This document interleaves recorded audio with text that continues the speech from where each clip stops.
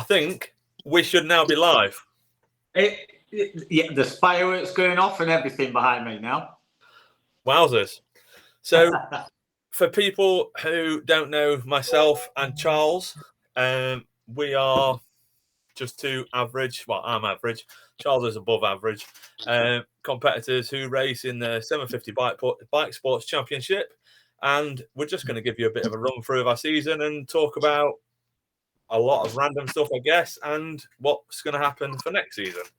I suppose we'd better get straight into it. First of all, what are you drinking?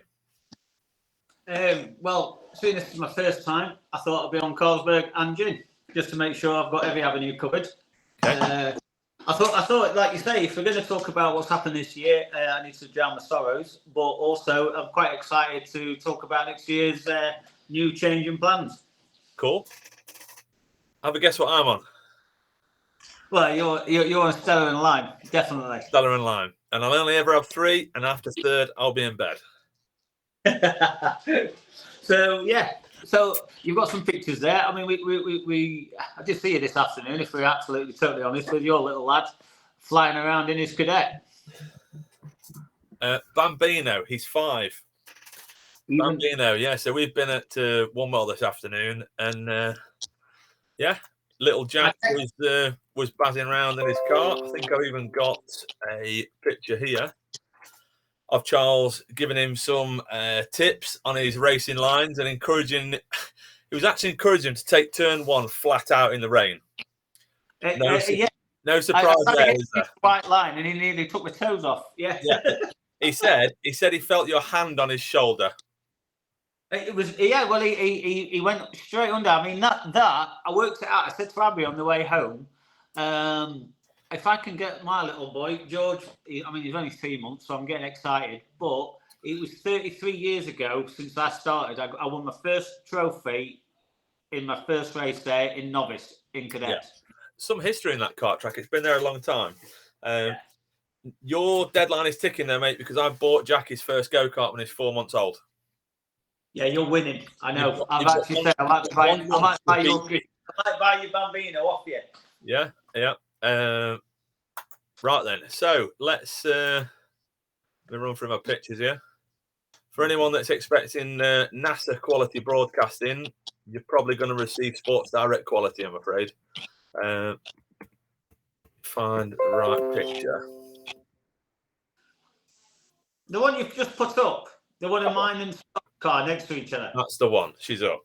So, talk about Donington then. Round 1, first part of the season. Obviously, I spoke to you loads over the new year and early part of the year, and then you turn up with a completely different car. I didn't even know you'd owned it. I think I found out like 3 or 4 days before the race meeting. And for anyone who's don't know Charles or myself, it's the orange and black one in the picture. So, what happened? Why did you roll up with that thing? Well, it was quite a shock to me as well, because we started the season all being well, myself and Scott winning Praga again. So we'd done Praga the year before. It was supposedly going ahead. We'd done the first race at Silverstone, and I think we had a clean sweep of seconds, if I'm correct. And yeah, it sort of not the biggest turnout compared to what we were expecting from the first year. Yeah. Great year.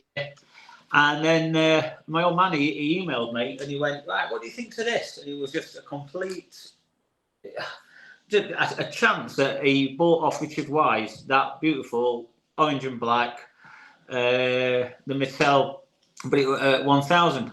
Never seen it, sat in it, turned up at Donington, and what a car it is. So a little bit of a problem with the, I think we got a bit of moisture in the gear changing mechanism. But the car's quick. Yeah, so I think you remember that. So it got you out of one of the races. Yeah, well, we ended up I think, what happened in the first race with you? It was a bit of a funny race, wasn't it? So, from memory, I mean, obviously it feels like a lifetime ago to start the season. We did quali. I think quali was wet.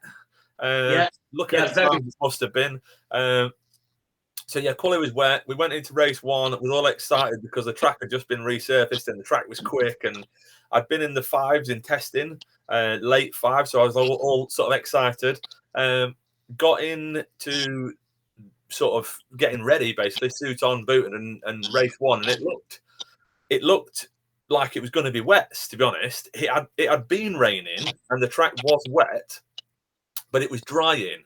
But we was watching the radar and we thought the rain was coming and it was going to come before our race. So we rolled the dice a little bit, as you do every now and then. Went to the holding area on wet with a pretty wet track, to be honest. And we got parked in the holding area, didn't we? We were sat there. I don't know what, there was some crash on the race before or something. And it was like a 30-minute sat stationary. And I'm there trying to keep the water hot. The oil hot and the water cold. And no fans, and people are getting, like there's people all over the place. Nobody really knew what was going off. So yeah, ultimately we got a delay of about 30 minutes before our race, and we were all sat in the holding area. And once you're in the holding area, your tires are fixed. That's what you're on. Kind of reminds me of the very last race, last round of Silverstone, sat on slicks. We'll get to that one. Don't worry. I like that story. So sat in the holding area. 30 minutes passes. Track's drying. It's drying at a rate of knots, and I'm watching like a wet line on the back straight, which we are parked on, like the Melbourne Loop of Donington. I'm watching this line disappear up the track, and I'm thinking, oh my God, I was like one of the only one on wet. So I'm like, right, okay, well, I can't change it. We're going to have to roll with it. We started. Obviously, the wet's super fast on the first few laps. I remember actually taking the lead of the race on lap one, passing Scott. I think I passed him down Craners or at the bottom of Craners or somewhere, and I actually took the lead and pulled away for a few corners. But the second he brought his tyres in, he very quickly came past like a missile. And then I was watching my rearview mirrors start to get filled with plenty of other people coming at me. I think in like fourth or fifth place was Steve Bell. I remember thinking I knew he was an out-and-out Class B car, and I'm like, oh my God, if I let him pass, that's like points, just race one, points were just disappearing away. And obviously from the previous 2 years, I'd learned that, if you want to win a championship, every point counts. They count just as much on the first race as they do on the last race. So me and Steve had a pretty much race-long battle. I was on wets, he was on slicks. He had miles more pace. I just kept putting the car in the right place to just stop him. He actually got past once, and then I think he outbraked himself into the chicane. So yeah, I had a really good race with Steve. I enjoyed that. Well, not actually enjoyed it, but you know what I mean. It was a good crap. And then I could see these clouds were coming, and they were coming up to turn one. We could see them over the grandstand, coming from like Derby direction, and that's what the radar had said. So I was praying for these clouds to just open up, and sure enough, they did, and it absolutely emptied every cloud in the sky on the track. And I was sat on the pit wall cheering for you at that point, and I remember thinking, to the dismay of you, I remember seeing the guy who was going to put the last lap board out. I'm looking at the time thinking, you've got about another 3, 4, 5 minutes to run on this. And they put the checkered flag out. I'm pretty sure 3 laps too soon. Yeah, it was early. And I was so annoyed. But yeah, and I'm thinking, I know, not knowing that you are going to be my main rival at the end of the year, I'm thinking, no, what are you doing? Yeah, no, so I was looking at the pit board every time I'm coming past thinking, right, I knew I'd got like 4 minutes, and you don't need many laps when it's absolutely piling it down to pass people on slicks that are in the rain. Most people that are on slicks in the rain. So made some great progress back through the field, and I think I got up to 3rd or 4th or something, and a pretty average score. And I think, Hector Hurst, he dominated Class B in that race and won by a country mile. But had it have gone the next lap, absolutely no problem. There was nothing any driver. You could have put Ayrton Senna in any of them cars, and they would have had no. Two laps, you'd have been there. I'd have been there. But They checkered it early on safety grounds. And do I agree with it? Probably not. You know, it's up to a driver. Surely it's up to a driver to drive as fast as he can on the tyres that he's got. You know what I mean? If you can't go 150 mile an hour down Craners, then just do 60 and finish as good as you can without smashing it up. There was no cars off the circuit. There was no one in dangerous places, and they redded it early. And that was obviously clerk of the course decision. And you can't ever argue with safety, can you? You know, none of us can afford to smash these things up for fun. So, you know, sometimes it works good for you, sometimes it works bad for you. This time it worked bad for me. But the main thing is everyone finished the race with all the cars intact, and we was all ready to start race 2. Right. Let's just hope the head of FIA Formula One is listening to this, because this is my gripe with the whole thing with it. Because what boils mine is when you end up watching Formula One get postponed for half an hour, 45 minutes because it's torrential rain, and you've got full wets. Yeah. And they wait until everyone pits. They all put intermediates on, and they start on intermediates or slicks, gambling. Yeah. Well, it takes away the whole race on full wets. Why not? Yeah. Why have full wets if they wait until it's only intermediates? Yeah. So it's what you're saying. I totally agree with you. So don't want to, not beating up on anyone, Clarks or anything like that. They've got stuff to do. So let's not, you know, cause any problems. You know, like I said, sometimes these decisions work for you, sometimes they work against you. We might not understand the decision. And you have to say they've got way more information than we'll ever have. So it didn't work for us this time. We lost out on really what would have been a guaranteed win, because there was nobody else that was going to even remotely try and stay on the track. Like, we was just going to motor on by. But I'm glad. So yeah, I mean, you had a DNF in race 1 and then a solid finish in race 2. I had a mega race in race 2 with Scott. I'm going to try and put some lap times now. I don't know what they are. I mean, we went testing. I don't think I actually went round in the on the Friday in the test. So it turned out that first time in the car with the Mattel, and by my last, I think it was literally my last lap, I thought, right, put the Pirellis on.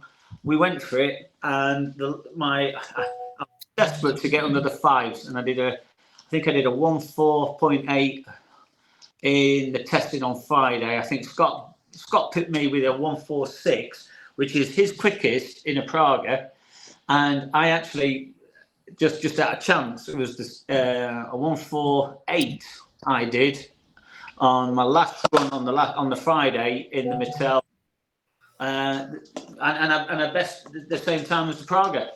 Mega. I'm getting 1,000 notifications on WhatsApp here from somebody wanting a quote on carpets. It's really annoying. Anyway, so just to tidy up Donington, let's just get that out of the way. So qualified, you were low 104s, weren't you? The track after it rained was super green, and I remember driving around in the last race thinking, I am driving the nuts off this car on a brand new set of slicks that have never been used before, because it was wet in quali and wet in race 1. So I was convinced I was going to go straight into the 5s and couldn't get anything less than a mid-7 at best. And I finished the race quite annoyed at myself that I wasn't as fast as I wanted to be. Looking at your times, you did a 6.0 and Scott got down to a 5.8, and we all know fastest lap wins.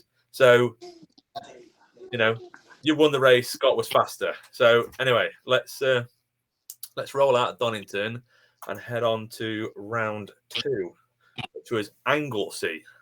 Just have to say though, Donington race 2, loved that race. It was a mixture of all sorts, from starting off dry. I think it drizzled a little bit. It seemed like the longest 20-minute race I've ever had in my life, but a good one. So yeah. Anyway, so where were we now? Anglesey. Low numbers. Mega track. Love that track. But low numbers. Why? What do you mean? Don't know. Was it low numbers for you? Was it? We got 11 cars. It was pathetic, really. It's a shame that, because mega track, good cars. Yeah, I would have thought it would be a full grid there. Yeah, 11 cars. Disappointing, like you say. Your Class A and Class B, two very different styles of cars. I don't get why people don't seem to like it. I don't know if it's the journey time or whatever, but it was sunny. Actually, we all thought, all sort of my family and friends, it was our best meeting of the season. Glorious weather. The only thing that let it down was the 7 hours drive back. We got nailed in traffic around Manchester, so it was horrendous. We did on that. I mean, just to go on the series numbers. That's one thing which I think, talking with Giles and everything else. There's a few people with these types of cars that I think they need to. It'd be nice because everyone wants to drive on the Grand Prix tracks, the Donington Grand Prix, everything like that. Some of the tracks like Anglesey and Alton Park. These are the tracks where these cars, what we're driving, absolutely come alive. You get the most out and the best sensation of speed, which I think personally. These are where these cars belong. Absolute, nearly taking the outright lap like the lap record. Yeah. Because I didn't realise until I actually saw 750 posted it, the fastest laps of the year, which has been done at any track. Right. And the time I did, and I sound like I'm blowing my own trumpet, but it's just a testament to the Mattel cars. Nothing went round Anglesey quicker than a 1 litre Mattel this year. Which was a 1:23.96 in race one, or did you go faster in race? Yeah, but I went round in a 1:23.1 in qualifying, which I know it doesn't count as a lap record. Yeah. But I think we were only within a second of the outright lap record of the track there. I don't get that. Why does it not count? It should do. It's the same track. It's time. I don't know. That should count. But I said to Scott, literally, I think race one, we were between a 10th, and then on race two, we actually qualified on the exactly the same time within the thousandths on race two. So as from my driving point of view, what I enjoyed the most driving that car at any time of the year was Anglesey. Mega track, absolutely love it. Cool. Pretty faultless for me, to be honest. 2 wins, fastest laps, and track record. My favourite thing for that meeting was seeing Phil Brown. This year, Phil's really started to take to it. You know what I mean? He's really pushing on a bit more, and he got P3 in the second race, so I was really tough with that. Yeah, that was, I think, the turning point for Phil. He by the end, because like you say, from that point, he's only gone upwards. He's found his confidence. I think working with you, putting the setup on his car, he's done. Yeah, same thing. He's done well. Phil, that was a turning point for Phil. Croft. Go on then. Nice quality. That went all right, didn't it? What happened in race one? We were there. You got to there. And then suddenly you went backwards. Sorry, say again? I said suddenly you went from being 2 or 3 seconds in front of me and you was parked up. Lower wishbone. So we had a rose joint failure on the lower wishbone. It just literally, turn left out one of the bottom corners, fast corner, locked up. I thought it was game over, but literally, You did well to keep it out the barrier, to be fair. I was giving you a little wave every lap I went past. Yeah, no, I hated you. And race two? Race two, I saved some tires at that point, so we carried them over from Anglesey. I had a point proof, didn't I? So I just went for it on race two. Charles. Nobody needs an angry Charles. Great track. Like you say, you weren't far off, I don't think, but just enough to be able to push through for the overall on that one. Yeah. So not far off. You did a 20.5 and I was 20.9, so half a second. Yeah. Which was probably about as close as I got all year, to be honest. Well, where did we go after that? Because Snet, you were pretty close. Snetterton. Where do we go after that? Here's my professionalism with my photos.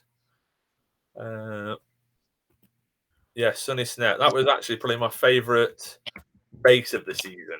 And also probably my favourite photo. There. That photo, that sums it up, I think. It really does sum up the SNET race for me. Ultimately, you had the edge all weekend, but I was absolutely wringing the neck out of my car, and I was on your coattails. In race one, I got through, I think, 3, maybe 4 times, not all caught by the video, which was disappointing. Mega move into, what's that right-hander after Hamilton? Yeah, I don't know. I know what you mean. They got it on video, which is all that matters, because I've watched it about 15 times a week since. But massive lunge down the inside on the brakes.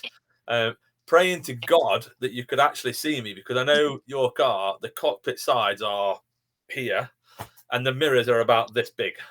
Yeah, that sums it up, because there was a few moments where I couldn't see it.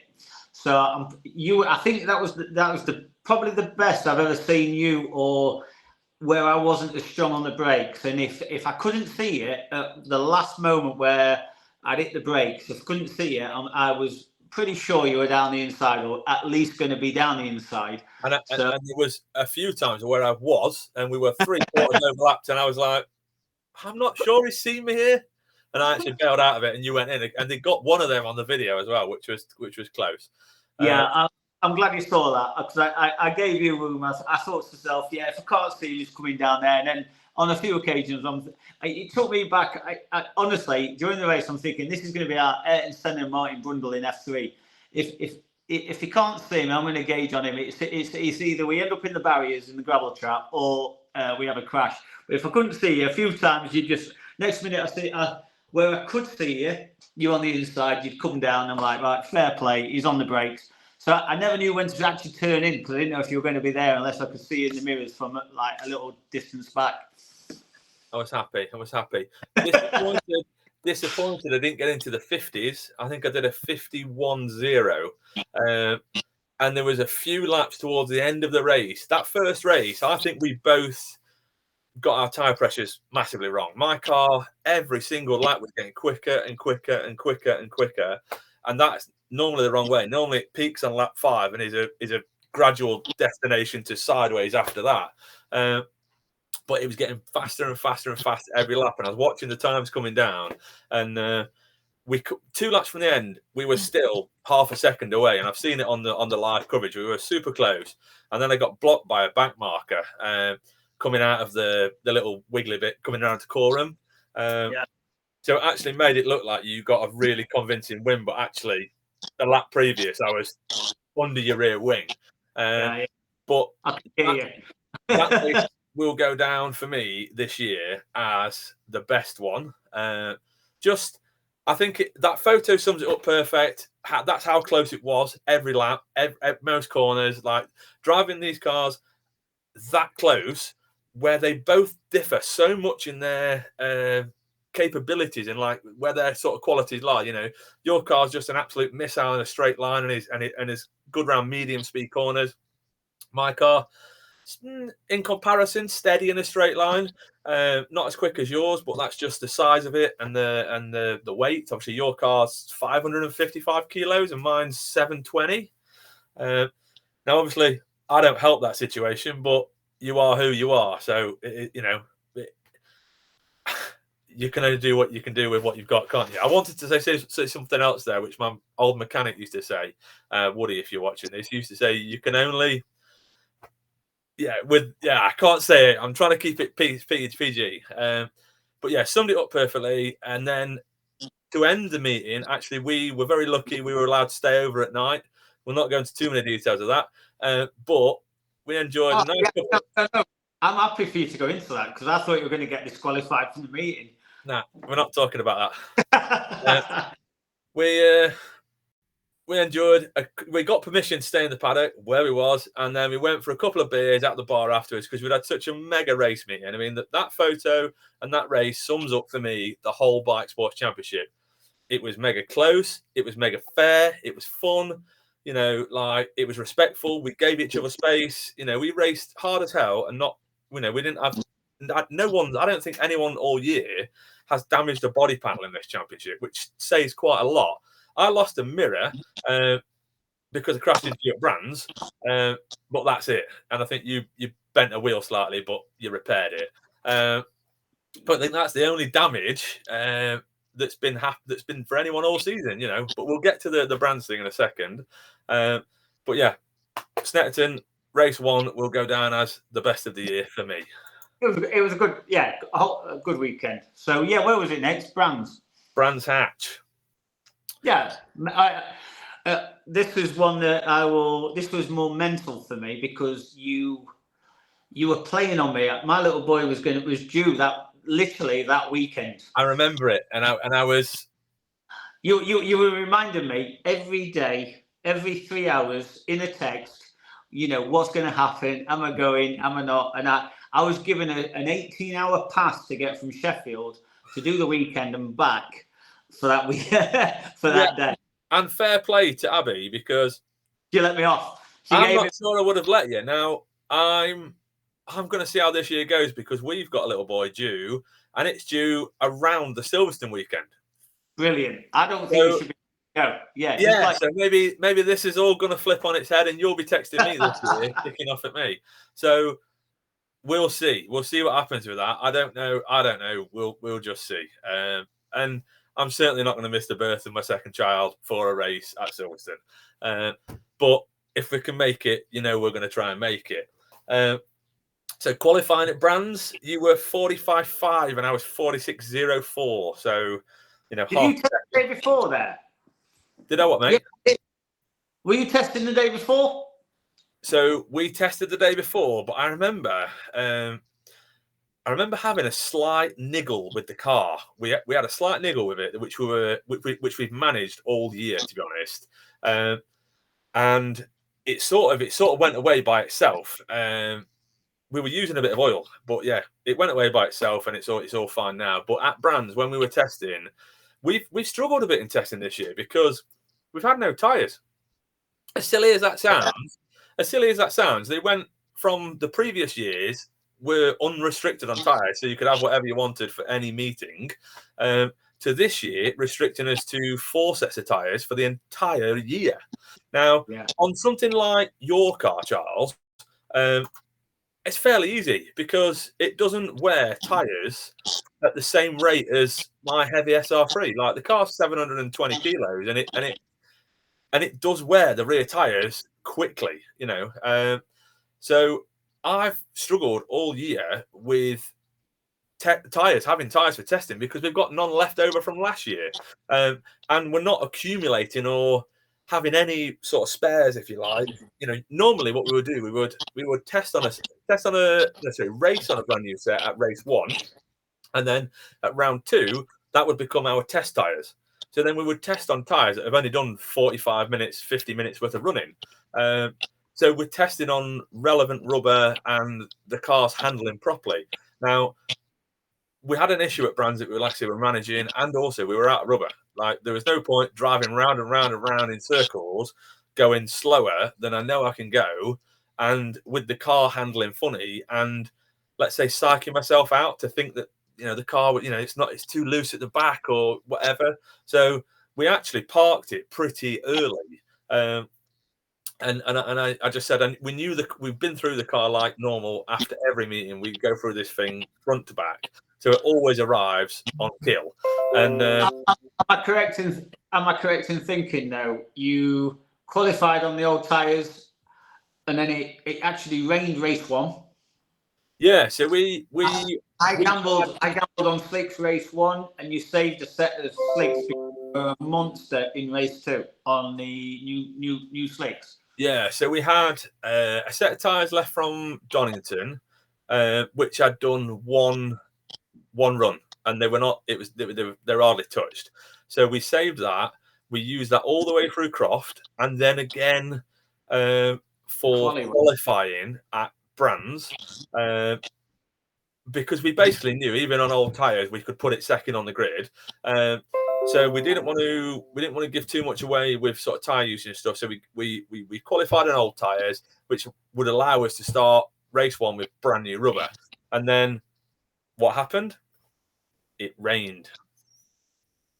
So we're going to the holding area again. I remember us all parked up at the back of the pit garages, and we were sat there. And my guys who helped me, Yusuf, Jordan, Jim, they were all there with the jacks, with the tyres. We were the only car that was sat out of the holding area waiting with 4 tyres ready to be gunned on, so we could make the call as late as possible. And we were watching cars going past and sort of seeing who's on what tyres, and the rain was coming. We could see it was coming. The track was greasy and the rain was coming.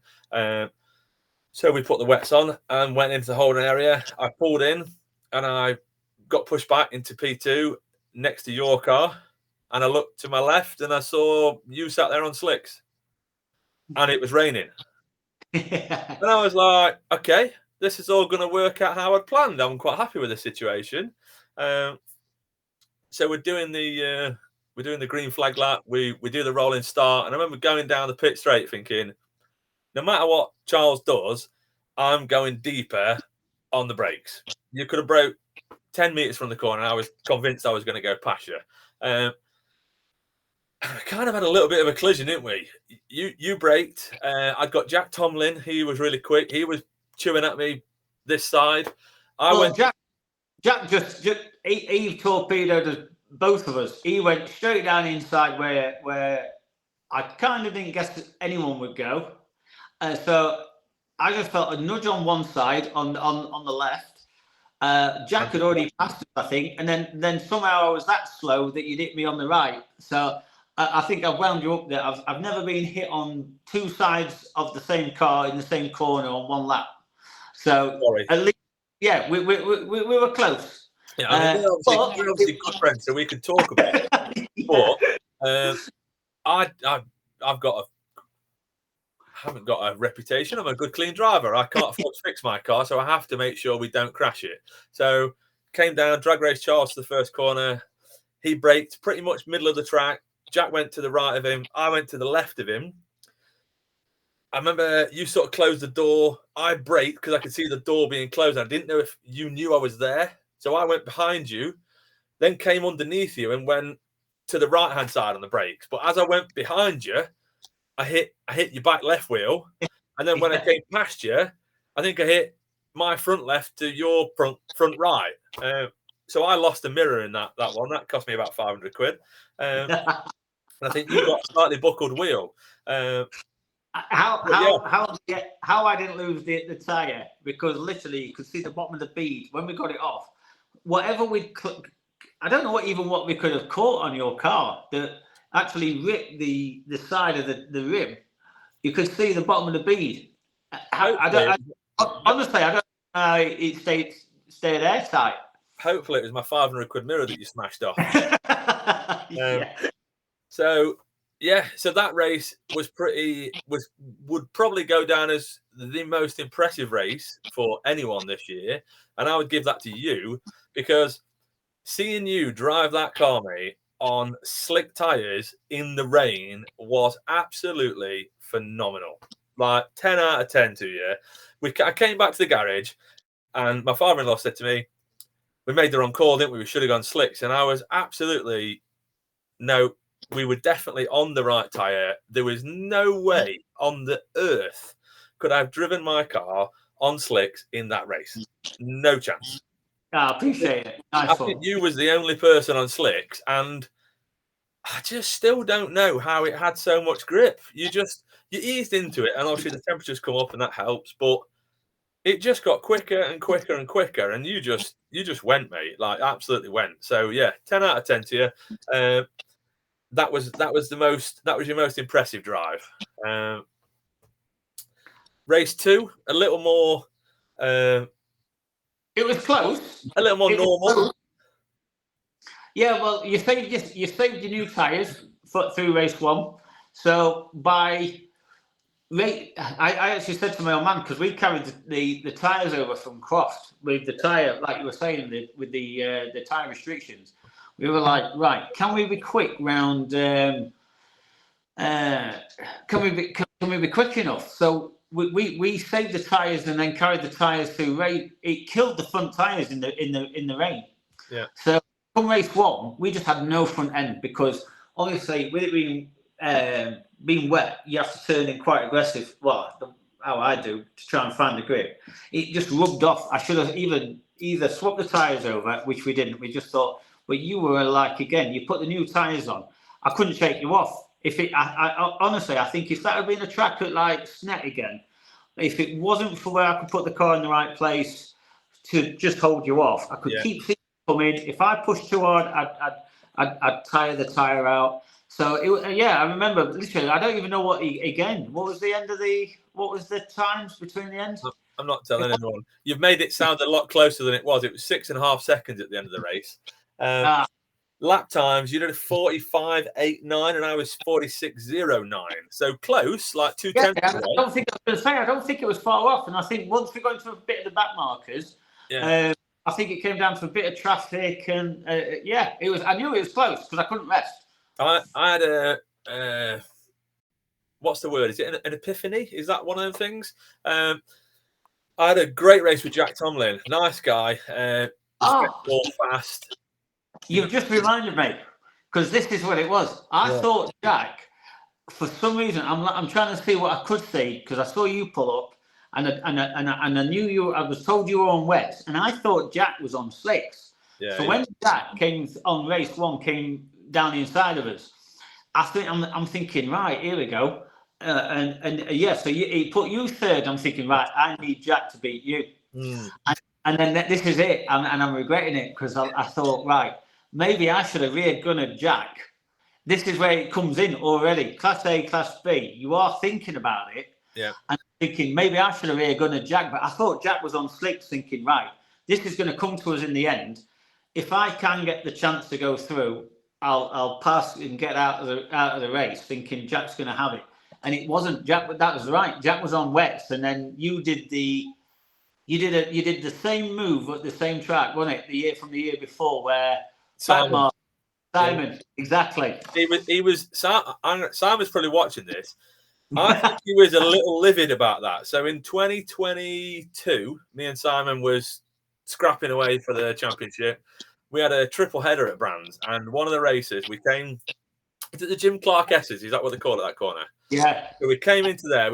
I was absolutely. And Brands is a lovely track, but it's very hard to overtake, isn't it? You've probably got 2 opportunities on the track. So we came up to Jim Clark S's. I was right under his rear wing, like tucked right in. There was a back marker that we were lapping. Simon went to go round one side of the back marker. Simon actually went left that time, and I went to the right, and I sneaked past and then blocked him for the rest of the race and took the win. Now this is where the epiphany comes. I'm hoping that's the right word and not sounding stupid as normal. And this year, race 2, Jack Tomlin, he was in front of me, and I was sniffing on him. But again, you can't get past. Jack's an experienced racer who's putting the car in all the right places. He's doing everything he needs to. We came to a back marker, and in my head, I'd got that little move set up from last year, and it was switch reversal. Jack went to the right, and I went to the left, and went round the outside of them both. Mega move, and it was one that I knew had got to stick, because at this point of the season, we're all now starting to think about championship points and can we make it, can we do it, and all the rest of it. So I knew it had got to stick, and I just squeezed past, and it was one of them. It was one of them moves where I had to remind myself that I'd already lost the left-hand side mirror, so it was probably cheaper to buy a pair than it was one. So if I knocked the other one off, it doesn't really matter. So I squeezed through a gap that was about that big and just nicked out in front of him. But yeah, he pushed me hard to the end of the meeting and just managed to take second place and first in class in front of him. So another maximum score and track record. There's a story about that as well, because obviously going into that race, I knew I was on brand new tyres. And one thing I wanted to do this year was dominate. So I just, when there's not loads of competition, if you break the track record, it proves that no matter who turned up, you would have beat them anyway. If you've gone faster than anyone's ever gone round that track in a Class B car before, and bearing in mind that Class B current regulations, limit us to a higher weight limit than have been previous track records set at. They were all set at like 660 kilos, and it's now 700 kilos. So, and I'm obviously a big guy, so 725, I think my car comes in at. For me, I wanted to display. What's the right word without trying to sound cocky? I wanted to prove to myself and others that the effort I was putting in, and that all my helpers and family and team and everything else that they were putting in was actually doing something, and we were not just winning the races by, at sometimes low numbers. We were winning them because we were going fast. So to break the track record for me was like just proving that no matter who turned up, we would have beat them. In my head, I'm sure somebody would argue on a different day they could have gone quicker, and there's always that. But in my head, Leon, like everyone says, that's easy said when it's a 2-litre Hayabusa. You know what I mean? Yeah, 2-litre. Yeah. Charles is convinced that my engine's crooked, and we've had a standing joke for about 3 years now. Put the next picture on real quick, because moving on, I need to take a bathroom break for 2 seconds while you talk about the next race. Very professional. Yeah, see you in a minute. Okay. Brands. So this time we headed to Silverstone. Let me hide that picture. So yeah, we had a mixed grid at this event. There was mixed grid for this event. The 750 Motor Club, they have many championships. They put the Sports 1000 cars, which are sort of similar in many ways to ours, slightly less aero and smaller tyres. They put them out with us as a mixed grid because they managed to get us onto the GP track, which was the full F1 circuit. We was all consulted, and we all said, no, if we've got an opportunity of doing the GP track, then the track's big enough for all the cars to spread out, and it wouldn't affect anything. So we had a mixed grid, 45 cars on track. We had some Cup 200s out. I think that was a great move by the 750, to be fair. It was clean and fair. There was no accidents caused by the differences in speeds. Obviously, the cars themselves are very, very different. You've got, let's use mine and Charles's car as an example. You've got high downforce, massive slicks, fairly powerful engines, sort of mine's a 1500 cc's Suzuki Hayabusa with about 205, 210 horsepower on the wheels. And comparing them to, the other stuff, the Sports 1000, they're thinner tyres, they're less aero, they restrict them, they've got no wings and stuff like that. Mega little cars to drive, and if you've never driven an aero car, for sure that would be a great place to start. But they took them all in one grid, and it worked out well. Everyone was. To be honest, I actually enjoyed it because it makes me. It's like watching, anyone in sports cars. It's like watching, the Le Mans series where you've got the Hyper LMP1, whatever they are, hyper cars against LMP2, but you've also got the GT3s. Yeah. So you run sports cars. You've got to run with a little bit of experience with passing. From you may be in the fast car, but you've got to take the what happens with back markers into consideration, which I think worked really well. Yeah, I actually like it. If you're going to run on the big tracks, you may as well have it because it puts a little bit of the play of the back markers into the race and the strategy. I mean, for me, it was no issue at all. I'd spent the day previous, so this particular race meeting was actually our last race meeting of the year, but it's normally our last meeting, and then we do the Burkitt race after it. So that's like a season finisher. But for some reason, this year it worked out better to do the Burkitt race on the Saturday, and then our last championship round on the Sunday. So obviously, me and Charles going into the weekend knowing that we're scrapping for the championship. I think were we tied on points going into the last round? No. I needed you to falter. If Scott's that quick in his car that in the races he did. I think if it hadn't been for a chain snap for Scott, I think he would have even had me in. Where was it? Anglesey. Anglesey, yeah. So I think I picked Scott to beat him, but he got past his lap.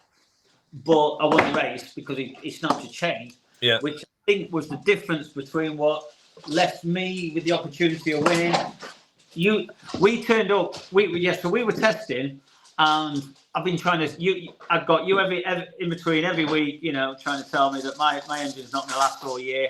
We couldn't get a spare engine. Loved the money. And it didn't last all year, Charles, did it? Well, the engine did. It was one of the main bearings in the gearbox that had gone. So that's where it ground to a halt in testing. But bless him, Scott, because he's so busy with the rest of the cars and the team that he's running. Yeah. And yourself, your old man lent me his X5 to go and pick Scott's car up. So how it happened on Burkitt, it left me with a chance. And I know you were like, well, if you're not racing, I'm not. It's not in our blood to not give it absolutely everything. So I owe Scott a beer when I see him at New Year. He lent me his car for Silverstone. Yeah, which was pretty was impressive and generous, and also a big effort. Obviously we were doing. So you broke it on Friday, and then you stayed at the track Friday night because we were all like, are you racing? Are you not racing? We did the Burkitt race on Saturday. I did two massive stints. We did an hour and 45 on the first stint, non-stop, and then an hour and a half on the second stint. So my car did a heap of mileage, way more than I was hoping to. I was hoping those two teammates would just do all the driving, and I could just help them pick the. I was hoping. I'm thinking to myself, God bless him. Go and win Burkitt. Go and do what you're going to do. But I'm praying you do a little bit too much. Or, I didn't want to win it that way. But I'm thinking, right, well, my car's failed. I'm jumping into a different car. If my car's failed, I hope your car.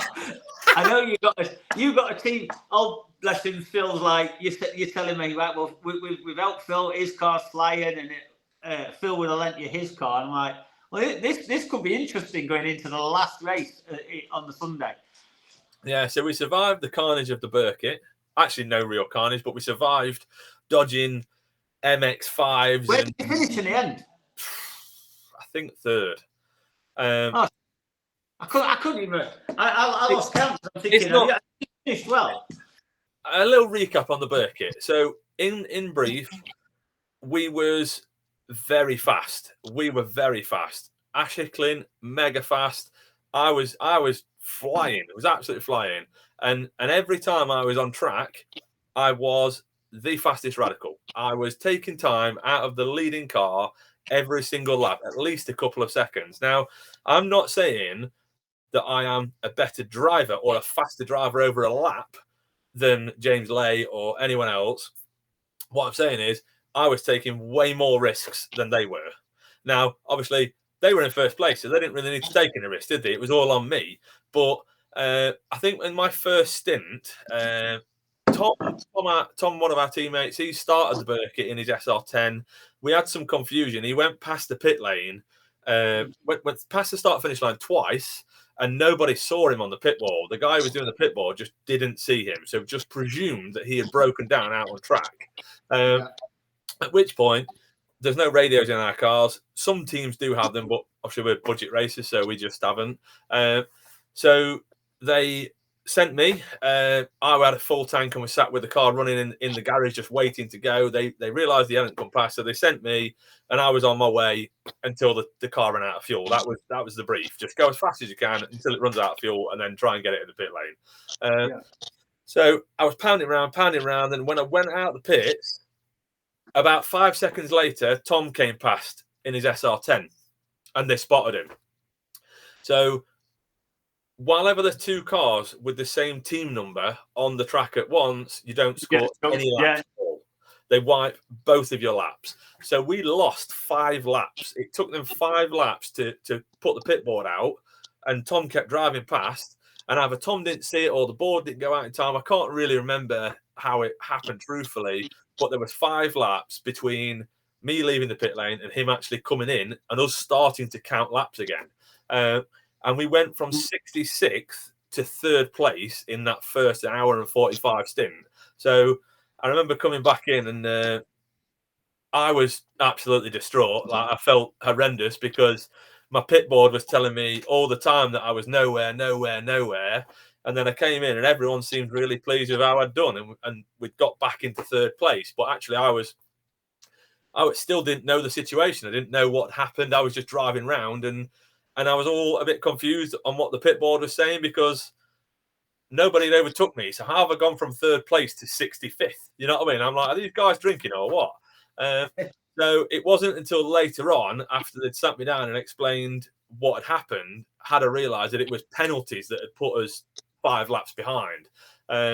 So yeah, was just flat out every lap, sent it, and we did our best. In truth, our performance was not good enough. We should have won that race without a doubt. The 3 drivers we had, the 3 cars, me, Asher, Clint, and Tom, all did some mega stints. And like I said, the other Radical teams probably were not taking the same level of risk as we was because there's heaps of lap time at the Birkett just available by putting more on the line, you know, through traffic and being more aggressive on overtake. So I'm not saying I was faster on a lap than them because James Lay is a pretty impressive driver. Hopefully I'll get to his speed one day. But yeah, we should have really won that race. You know, we had the pace to win it. I wouldn't love your car because the year before I actually pedalled it for an hour. Was it an hour and 15? Yeah. And, you know, you gave me a little chance, and I went out. I think I destroyed a set of soft tires for you. I gave you a brand new set of Avon softs to go out, didn't you? And I've driven your car. I've had it, and I've said this, and I'll say it again. I don't think there's a better handling or a faster SR3 in the country in Europe than your car. And I think if anyone's got a fast one in the world, I think they should come and challenge you because I've said that. I don't think there's any SR3 Radical quicker than your car that handles as well. Well, we do try. I do like it. I must admit, my mother particularly likes it. I've spoke about what to do at various seasons and various points and talked about even selling it at some point, and she's been quite insistent that I think you ought to buy a Mattel and come and race it properly. I would like a Mattel, and actually, here's a little funny story. I actually spoke to Scott about renting his car or even building one because they are mega impressive things, and ultimately, all the PR6s out there are just not as competitive as the Mattels because they're just the new generation, aren't they? There's more aero, they're slipperier. You know, Scott's put years of development into it, so yeah, they are the future of Class A. Let's say. I just can't fit in it. I tried to get in it at Motorsport Days Live. He said if you can get in, you can drive it. So I was pretty convinced that I was going to get in this thing. Stood in it, went to sit down, and snapped his fire extinguisher pull off. Trying to get in it. Honestly, I've said it. I'll say it again. You know, the Praga, Praga's probably one of the best cars. Probably one of the best years I've had. But Scott always said to me when we were driving Pragas, you know, you can have the best weekend, you can win the race, you can be, and the car was pretty much on it. And he went to me, I don't know, until you get, the Mattel, you get in one of those and you drive that. It's a proper driver's car. You get to Alton, and I'm like, well, around Alton, the Praga felt, even though they ran the hard, good years, I'm like, it's mega, it's lovely. He said, yeah, no, but wait till you drive one of ours. Yeah. And I never got it. And then I literally, like I say, we got the car a week or two before the first race at Donington. And I went as quick as I did in practice on a set of new tyres with the Praga. And you look at the difference. And the Mattel, it is just absolutely a driver's car. And this is what I've always said. It's mega. So if we can squeeze you into one, or there's Scott's car that's there for rent and rental this year with all different type of packages. If you've got a 1340, you want to put whatever car engine in. I'm not just trying to sell it. It's a mega car. Come and race it.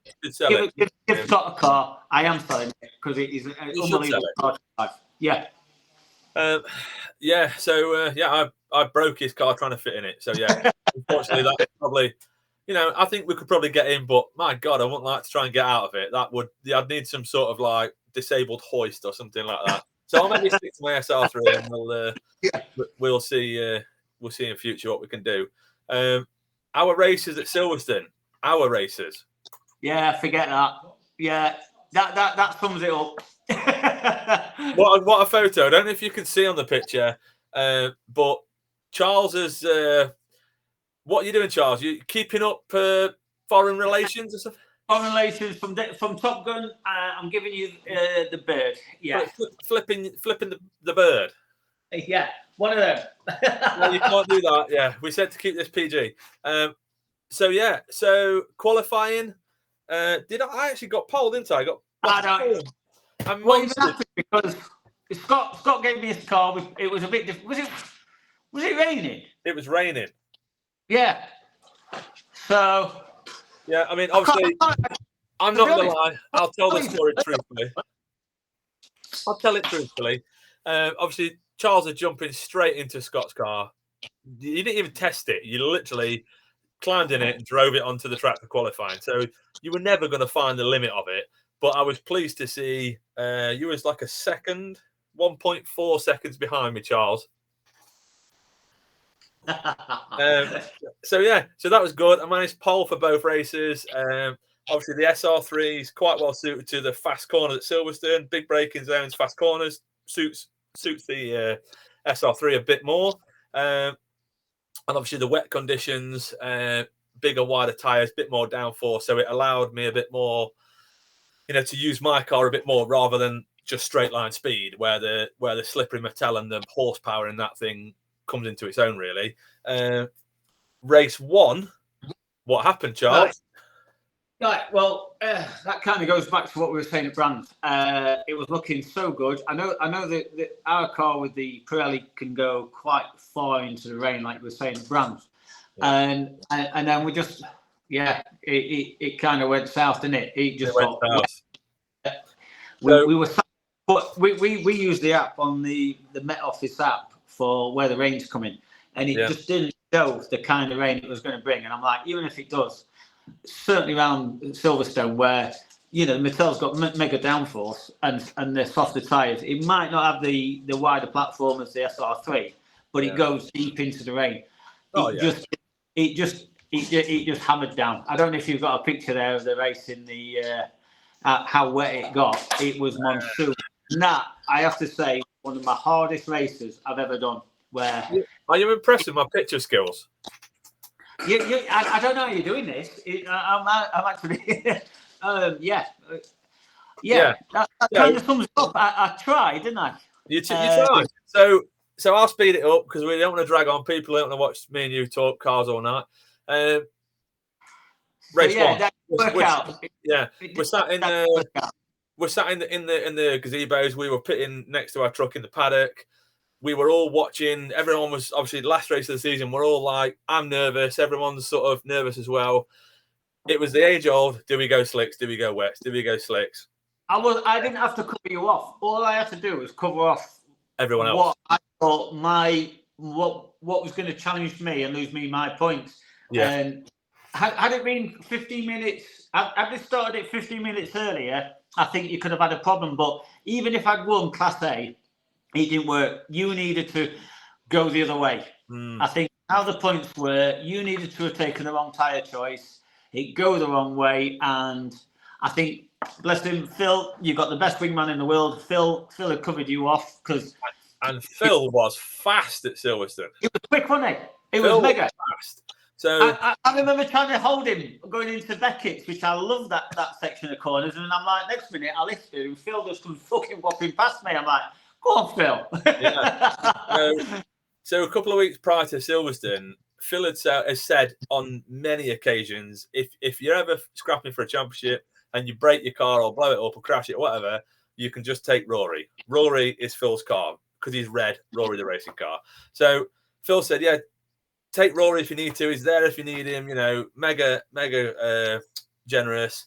So I actually Phil actually dropped Rory off at my house, and I and my father-in-law went through Phil's car, absolutely front to back, side to side, every nut, bolt, washer, shock pressures, shock springs, setups, everything. Data settings on the AIM system, the whole lot. We made that car a clone of mine, an absolute clone. I could have jumped in both cars and set exactly the same lap time. Phil's got the same spec, everything as mine. His car was set up identical. So we roll into Silverstone knowing, that's why I did the Burkett, knowing that if absolutely push came to shove, we'd got an option of, a B spec car or a T car. So basically, you got a T car. That's all. But I'm pleased to report that Phil absolutely, from lap one, I remember going out behind him on testing at Silverstone, and we pulled out the pit lane together, and he was absolutely on it straight away. You could see, I could see the car handling exactly like mine did. It was really quite pleasurable seeing the difference in the car and seeing Phil's confidence just go to the next level. And he had a massive smile on his face all weekend, really. So yeah, pleased for Phil to get 2 stonking results. Second in Class B twice. Race 1, we were in the holding area. The track was very greasy, so I was still convinced that it was going to be faster on wet tyres than slicks. They pulled us around to the start line where they pre-grid us, and then they send us off on a green flag lap, which is one lap of the circuit, just to warm the brakes, warm the tyres, get the drivers all in line, and then we do a roll and start. So yeah, we came back round to the grid, and they parked us on the grid again. And I remember me and you, we were stood there at the spot where we trying to shout at that marshal to find out what was going off. Yeah, so long story short, somebody had broken down on the track, and it took them, 10 minutes to recover? At least, no, more than that. I think it felt longer for you than it felt for me. Because you were sat there on slicks wanting a dry track, and I was sat there on wet wanting it to rain. So we were both wanting different things here. But yeah, it went my way. It rained. That's exactly what our radar said.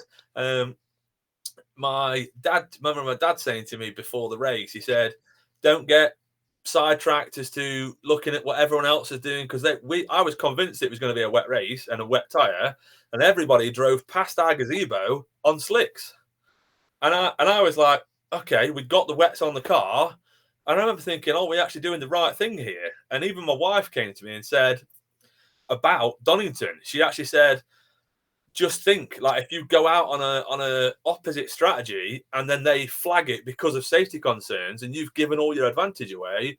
So my head was all over the place. So this whole 10-minute window, whatever time it was, for them to recover this other car and then do another green flag lap, the heavens absolutely opened, didn't they?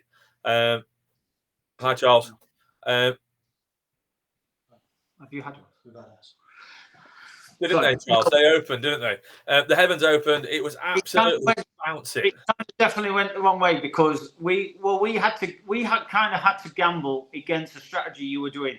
Yeah. Just because even if I gone the same strategy as you and won, it wouldn't have made any difference. So I was for whatever reason it was. I was looking. We were convinced had it started a quarter of an hour earlier, which it should have done, we would have been on enough of the slick track to have won. But it didn't matter. We had to gamble against yourself, which for whatever reason put you second in Class B or third in Class B. Because count the points where it didn't make any difference. So I'm not going to lie. Hats off to you. You know, you have to race the rules of the championship. Yeah, and it is what it is. Yeah. And like we said, race 1, sometimes it benefits you and sometimes it works against you. And it just all I will say is that, you know, if there was any way of sticking it to you in the second race, we put wets on. you were gonna send me, was you? So race 2. The championship was actually decided in race 1, so that was it. It was done. You couldn't even send me off on the first corner, so that was pretty cool. And it meant race 2 I could just do whatever I wanted, basically. So that was nice. Pressure was off. We got to have a proper good burn up at the end of the season with no pressure, so that was nice. And I remember you going off the start line, and then you literally just disappeared, gone. So again, I think we've got a slightly angry Charles, and like I said, nobody wants an angry Charles because an angry Charles is a very fast Charles. So yeah, double win, double point score, and took the championship and set a new Silverstone lap record in the second race for our class. So that was nice. Not really a lot to say else about the season for either of us, really. Literally, Leon, because it's a sore point. Yeah. Well, let's go on to what we discussed then. Let's 2024. So quite a new. You know, we discussed this. We met with Giles. Yeah. So, go on. You lead it. So well, a few people have gone. What they think is going to be good or bad. We discussed about trying to just, bring the class closer together. Yeah, it's a tricky one, really. The tricky one. Yeah.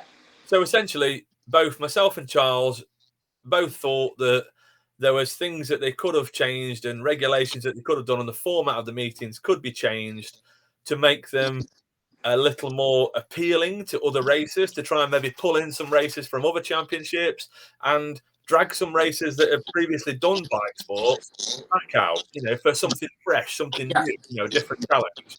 So the 750, Giles was really keen. He was well up for listening. So we met up and we had a good night brainstorming and working through ideas. I'd got a heap of stuff written down that I wanted to change, and Charles just walked in and winged it, which is kind of the way we operate. And it was a really good dynamic, really, because Charles's experience in racing is massive compared to mine. I've had 3 years racing in the same championship, so I only know the little 750 bubble that I've raced in. But Charles has raced in Indy Lights. You've done the Pragas. You've done what have you done? Like, what championship you raced in? I've done some of the single seaters from Renault Sport through to a bit British F3, and then we went to America and we did some of the Star Mazda to the Atlantic, on the ovals. So I've seen a little bit of a variant, and then I had a massive stop for over a decade. I didn't even go near a track, and then I don't even know how I got back into it with my old man. The SR3 came along. No, Sports Specials. I bought a little Caterham. Yeah. Had a little fun in that. It was only meant to be a road car, but it wasn't taxed. It wasn't MOT'd. We got into that, and that's how we found this 750. Raced with that. So then we had a year with those, and the bug bit again. And then my old man, I don't even know how it came across. He's like, "Do you fancy having a go in this?" And it was an SR3. It was just a bit of fun. Absolutely loved it. Yeah. Bikesports did a mega championship with the sports cars, and then we did the Pragas for a little bit. So I've mixed it up and I've seen a few of the take a little bit of the best of the championships. From you look at British touring cars, reverse grid, which brings a bit of the mid-class back into the racing. It introduces it, instead of just going, 20 minutes, balls to the wall, and, sometimes you can see within the first 5 laps, 5 minutes of racing, it is, it's nearly said and done. Yeah, so, I get that. So like you say, we thought, what can we do? Bring qualifying into it. And race 1 is determined where you qualifying. Obviously, your fastest lap in qualifying. And then I missed it, and I think, was it Giles or yourself? We noticed. Well, what incentive have you got to go quickest? Yeah, and that was a point raised very quickly by Joe Locke and Tim Gray when they heard of the changes. Now, obviously, we've not spent 2 years deliberating this. We've got to the end of the season. We've realised that it would be nice to shake things up a bit. We've done what we could with the time we had, because the final regulations need to be drafted and sent to Motorsport UK. They then got to get approved. calendar's got to get done. Giles is busy doing all the timings and the structuring of the meetings already. So they don't have 3 months to deliberate these decisions. We've got to make something happen pretty quickly. Excuse me. But I think that's where I think I phoned you and I said, right. So once that was kind of came in, you came back, right. So if we do the second fastest lap of qualifying determines where you start race 2. Yeah. That's given. But if you've done the reverse grid for race 1, it would. Where's it actually been? So if you qualify pole, you start 8th. So I haven't spent hours on this. I've had a busy period. I've obviously Christmas time for me. I'm a floor layer, is super busy, and I wrote the van off on ice as well. So that didn't help the situation. Having like 4 days out of work while we bought a new vehicle. So anyway, how I understand it, to the best of my knowledge, and this will be confirmed by 750, not me, because me and Charles are competitors, not organisers. So how I understand it at the minute is, if you qualify in pole, you will start race 1 in 8th position. Yeah. Right? Obviously, second place is going to start 7th. So the guys that you are racing are still with you. It's just put some others in front of you that you've got to get past. And that's the same for place is for first or third. So I don't see anyone being particularly disadvantaged. And it'll spice things up. And it'll also, like you said, Charles, it will give other competitors a chance to start on pole when maybe they perhaps didn't have the outright pace to start on pole. A new experience for them. It will give them some time on TV and all the coverage and stuff like that. So they'll gain some experience and, just throws a bit of something in. So, so race 1, if you qualify on pole, you'll start 8th, and that will be a reverse grid for the top 8 cars. And they've extended the length of it by 5 minutes. So it's now gone up to 25-minute races. I like that. Your second fastest lap in qualifying will start the grid for race 2. So your second fastest lap, if you crashed, blow it up, and you've got a fast lap and managed to start 8th and then nothing to back it up with, you're going to start the back of the field. That's unfortunate. But that would be consistency. You've got to be consistent, which is what racing's about. Yeah. If you're going to be consistently quick, it puts you back in the field. So it can only help people that, like you say, wouldn't have a chance. If you're a top 10, if you're only going to be a top 10 starter, if you qualify 8th, you're going to get a chance to start pole, which gives you a leg up. Yeah. And that's what I think is a really good thing for the championship. Yeah. And it makes the people that are really quick, you've got to be consistent. And you've got to start thinking about strategy, because once you start race 2, you've got to put a second time in. Yeah. To start race 2 is going to be obviously your second fastest lap, but you're going to carry the success penalty from race 1 into the pit stop. For the pit stop, which I think you look at GP2, you look at touring cars, and all those sort of championships. You've got to have the outright. It's going to make it really interesting. I do honestly think, if you can come away with a clean sweep in the championship and in one of the races, you've done really, really well. And if you want a plastic trophy because you want a championship to go and race just to get a trophy, then go and race in something else or buy the trophy. It's a lot cheaper than racing. If you want to come racing, we've spiced it up a little bit, and you're going to get some racing this year. So race 2, to confirm, will be a 25-minute race with a mandatory pit stop for everybody. Everybody on the grid will have a pit stop window time. I believe it's 5 minutes after the race start and 5 minutes before the race end. You will have to do a mandatory 30-second stop go. Now, that is for everybody, but the top 5 cars have to stop for an additional 2 seconds per position, isn't it? So the leader will get a 40-second stop, and 5th place will have to do a 32-second stop. Now, in my opinion, all that's going to do is the guys that were at the front that had ran away with it, it's just going to bring them back towards the field. And don't also forget that I might speed in the pit lane. Charles might speed in the pit lane. Charles might stall it coming out the pit lane. I might stall it. Whatever. It's going to throw an opportunity for a variable. So somebody might look into a race win that they've earned it on track, but they perhaps wasn't going to get it had it not have been for the whole pit stop and the extra time penalty. So it brings a bit of team spirit into it. You know, you the grid. You've got to be consistent in your racing, in your qualifying, in your pit stops. You can't drop the ball. It brings the team, some of the team players, not only the drivers. It brings a bit of the team players in because we're going to be watching you. Other teams are going to be watching each other. Yeah. And I think instead of, I think Giles said, you've got the what's the Club Enduro people. When you have to do the pit stops anyway. So you've got to look at it.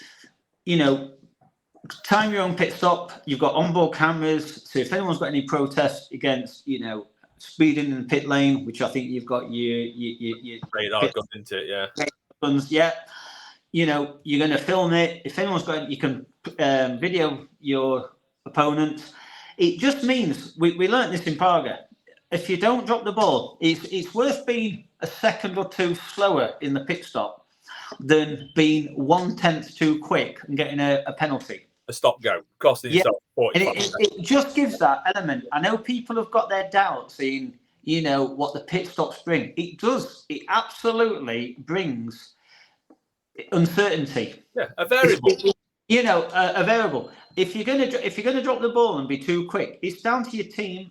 It's down to yourself. You don't want to give any time away in the pit stops. But like you said, Charles. And that's what Formula One's got it, and I think that is a really big point. It brings a little bit of a variable. It mixes it up. If you want to rush it and you do it too quick and you do it too fast and you're not professional, with the guys you've got with you, you're going to drop the ball. You've got to be calm, collected, and the only people it's going to hinder really are the top guys that are rushing it. Yeah. Obviously, that's probably going to be me and you. Hopefully, we won't rush it and we won't get a penalty. Well, I hope you do. It'll be a variable, won't it? And we'll go racing, and it'll make it fun and exciting, and we'll see what happens. And like I've said, sometimes it will benefit you, and sometimes it will benefit me, and we'll just see how that works out for everyone. Ultimately, we did what we could with the time that we had.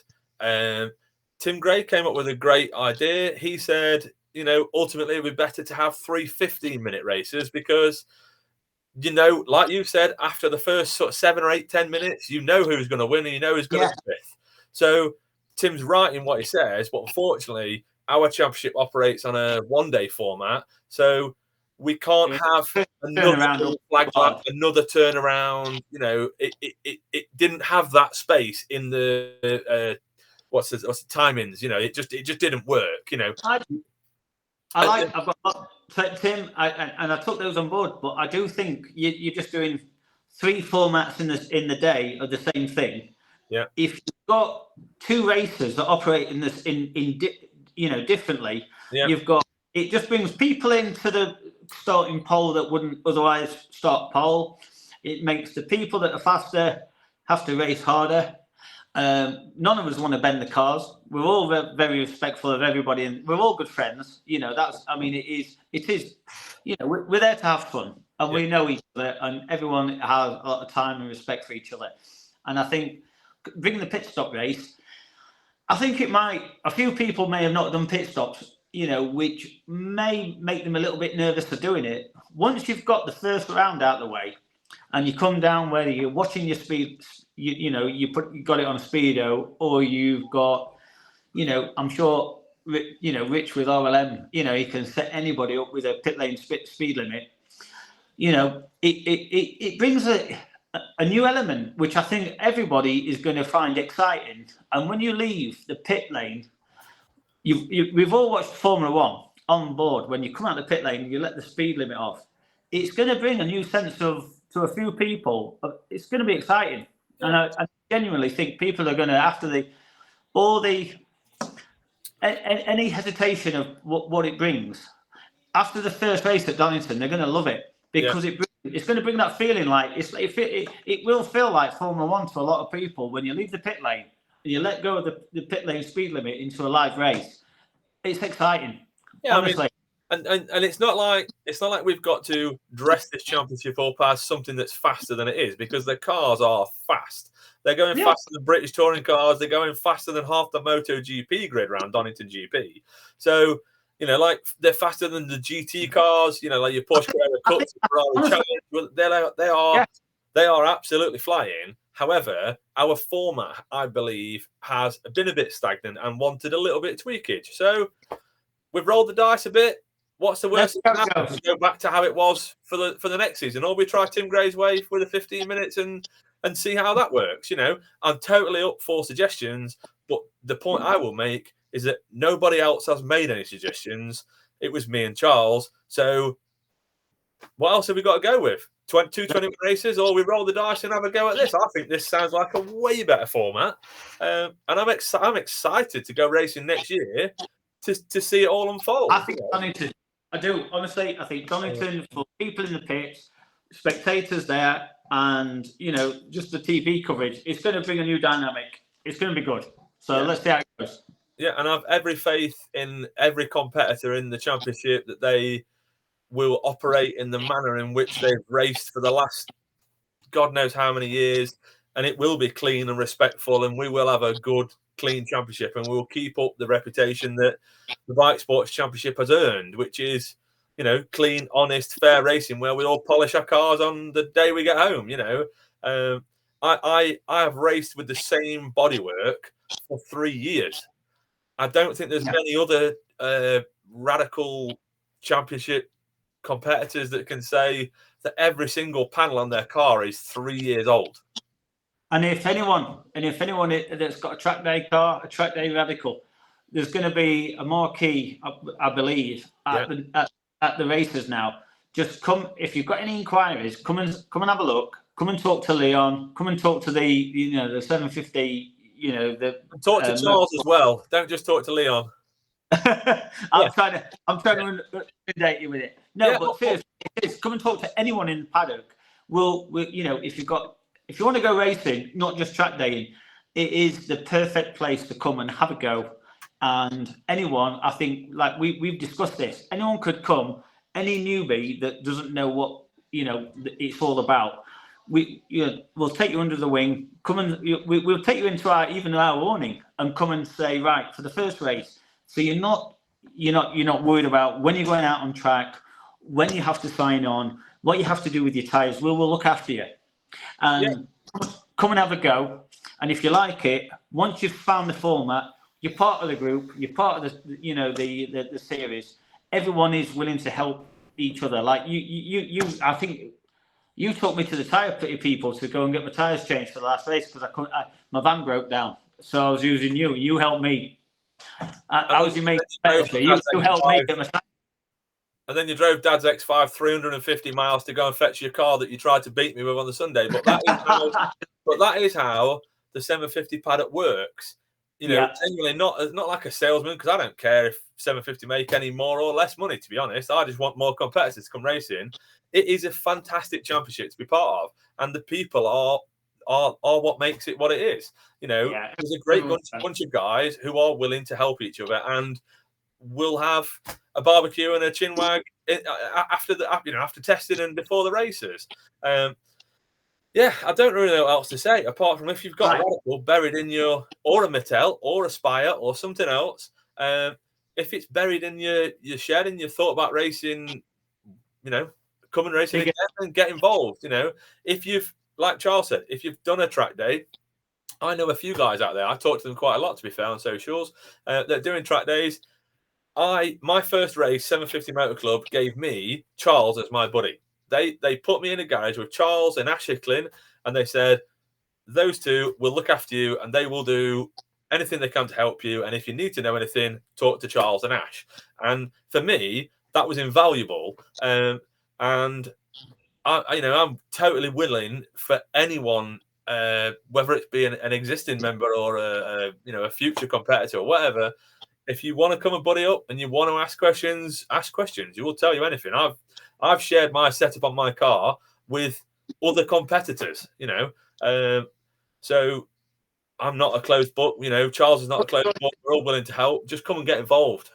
Come and join us on Is it January the 1st? Sorry, no, April the 1st, isn't it? April the 1st, Donington Park National. Now, I'm also going to chuck a few little curveballs in here. They may well be some more announcements coming soon from 750 when they get back to work about some other things that will make this championship more appealing for next year. We're going to get a small hospitality area like Charles mentioned, tea urn, table, couple of printed gazebos, that kind of thing. Putting the pressure on there, Giles. Sorry. And we're also going to have another class. We're going to have the Masters class. So that will be for drivers who are 45 and over, I believe. So if you become 45 or are older than 45 during this coming season, you will qualify for the Masters Championship or Masters class.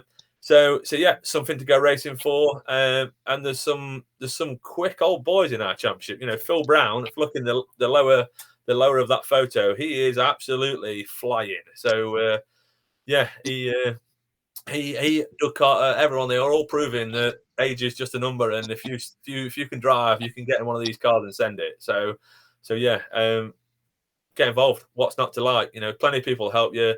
It's not mega expensive compared to other championships. Yes, it is pricey because racing anything fast is pricey, but it's well worth it. What else can I say? When you're trading times with the GT3s, British GT3s, I think anything it shows you how fast the series is. So yeah, I mean even Gordon Duncan's just commented there. Scottish guy. He's come down, done plenty of races this last year. Beautiful guy, family. Wife's more beautiful than he is. But yeah, really nice guy, really, really nice family. Hoping to see them at some races again next year. And he's just said, he can vouch for the quality of the paddock and the friendliness of everyone. So nice to think that other people who've come into the championship do see what me and Charles sees. So yeah, excited for next year. I guess we'll wrap this thing up. We've been on for an hour and a half now. We thought this was going to be a 35-minute, 40-minute. Yeah, no, it's gone on.